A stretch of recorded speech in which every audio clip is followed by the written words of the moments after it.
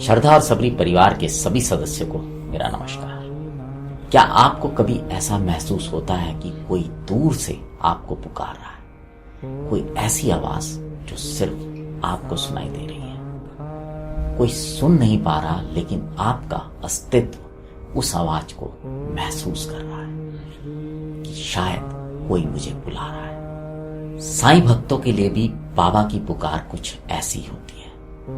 और जब साईं बाबा अपने किसी भक्त को बुलाते हैं तो फिर चाहे परिस्थितियां कितनी भी विपरीत क्यों ना हो, उस भक्त के उनके पास पहुंचने तक के रास्ते स्वयं बन जाते हैं। आज का प्रसंग भी एक ऐसे ही भक्त का है जो बीमारी से जूझ रहा था। शरीर बहुत कमजोर हो चुका था, परिवारजन चिंता के विषय में थे, लेकिन बाबा को इस भक्त की चिंता कुछ और तरीके से थी, क्योंकि एक रात कुछ ऐसा हुआ जिसने उस भक्त का सारा जीवन ही बदल दिया।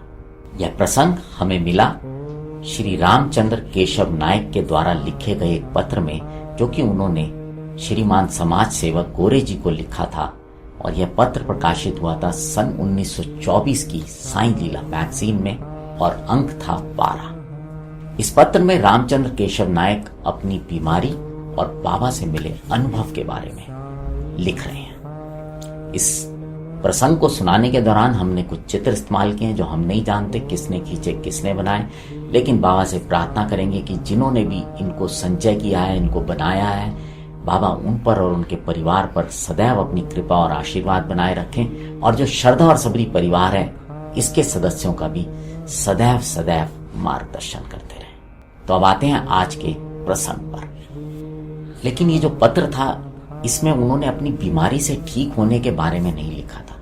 इस पत्र में उन्होंने लिखा था बाबा की पुकार के बारे में, कि किस प्रकार से बाबा ने उन्हें बुलाया था, उस विषय में उन्होंने पत्र लिखा था। वे सब बताते हैं कि जब वो बीमार थे तो एक समय उन्हें ऐसा महसूस हुआ कि कोई उनको बुला रहा है। फिर उन्हें लगा कि बाबा उनको आवाज दे रहे हैं, बाबा शायद उनको बुला रहे हैं और कह रहे हैं कि अब और कितनी देर। ये सब जब वो महसूस कर रहे थे, तभी उन्हें अचानक साईं बाबा के एक चित्र का ध्यान आया, जो कि उनके एक विद्यार्थी के घर में लगा हुआ उन्होंने देखा था। और तभी वहां पर एक अद्भुत घटना घटी, जिसे देखकर वहां पर मौजूद सभी लोग हैरान रह गए। ऐसा प्रतीत हुआ कि उस चित्र से जुड़ा एक हार उनके पास आकर गिर गया। और ये देखकर सब लोग हैरान थे, क्योंकि वहां पर और भी अनेक लोग मौजूद थे जिन्होंने ये देखा और बाद में नायक जी को बताया। अब आप सोच सकते हैं कि बाबा ने उनकी बीमारी को देखते हुए शायद ये संदेश दिया कि तुम चिंता मत करो, तुम अकेले नहीं हो, मैं भी तुम्हारे साथ हूं। लेकिन ये बात यहीं खत्म नहीं हुई, यह अनुभव और आगे गया। कुछ समय बाद नायक जी को यह महसूस हुआ कि स्वयं साईं समर्थ उनका हाथ पकड़कर उनको उठा रहे हैं और उनको बोल रहे हैं, सो रहे हो क्या? अब जरा सोचिए, जब किसी भक्त को ऐसा अनुभव होगा तो उसको कैसा लगेगा। फिर बाबा ने उनसे पूछा कि तुम शिरडी कब आओगे? मैं तुम्हारा इंतजार कर रहा हूं। एक भक्त जो बीमार पड़ा है, जो उठ नहीं सकता, बाबा उसको कह रहे हैं शिरडी आने के लिए। और साथ ही साथ बाबा ये भी बोले कि तुम अब शिरडी आना तो कुछ दिन के लिए मत आना, अब वहीं रुकना, मेरे पास ही रहना। और साथ ही साथ बाबा ने एक ऐसा आश्वासन दिया जो किसी के लिए भी बहुत बड़ा हो सकता है। बाबा बोले, तुम अपने परिवार की चिंता मत करना, मैं उनका ध्यान रखूंगा। यही बाबा और उनके भक्तों के बीच का रिश्ता है। भक्त बाबा को अपना सब कुछ मानते हैं और बाबा भी अपने चाहने वालों को कभी अकेला नहीं छोड़ते। ये सब जब दिव्य अनुभव उनको हुआ, इस दिव्य अनुभव के बाद एक बड़ी विचित्र सी बात हुई कि वो बैठने लग गए। और रात को जब डॉक्टर उनको देखने आए, जो कि उनको देखने आ रहे थे, वो देखकर हैरान हो गए कि ये बैठे हुए हैं। और उसके बाद डॉक्टर ने उनको देखा और बोला कि अब चिंता की कोई बात नहीं है, इनका स्वास्थ्य जो है वो धीरे धीरे ठीक होने लगेगा। और वहां पर पूरे परिवारजन जो थे, सब इस सब को देखकर हैरान थे।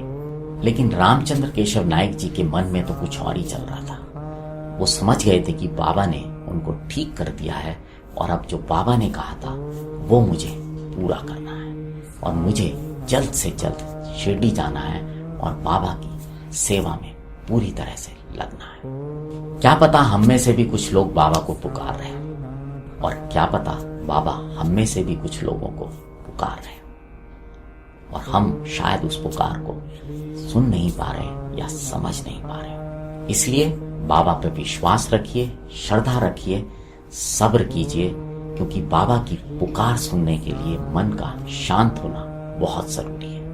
क्योंकि बाबा की पुकार हमेशा शब्दों में नहीं आती, कभी संकेत में आती है, कभी भाव के रूप में प्रकट होती है, और इस अनुभूति को केवल उनसे सच्चा प्यार करने वाला ही समझ पाता है। तो अगर आपके मन में कभी अचानक शिरडी जाने की इच्छा उत्पन्न हो, अचानक कभी बाबा का ख्याल आ जाए, तो एक बार अपने मन से जरूर पूछिएगा कि कहीं बाबा भी आपको बुला तो नहीं रहे हैं, या फिर शायद उस पुकार के पीछे बाबा का कोई प्रेम छुपा हो। अगर आपको आज का प्रसंग अच्छा लगा हो तो इसे और भी साईं भक्तों के साथ जरूर साझा कीजिएगा। अब आपसे विदा लेता हूं, जुड़े रहें श्रद्धा और सबरी के साथ। नमस्कार।